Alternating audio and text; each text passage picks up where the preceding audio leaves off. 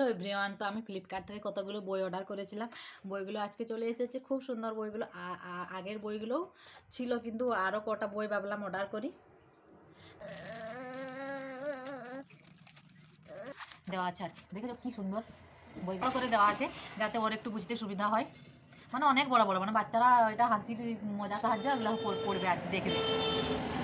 খুব ভালো এসেছে বইগুলো, দেখেছো বইগুলো কত সুন্দর। ডগ কই রে ডগ?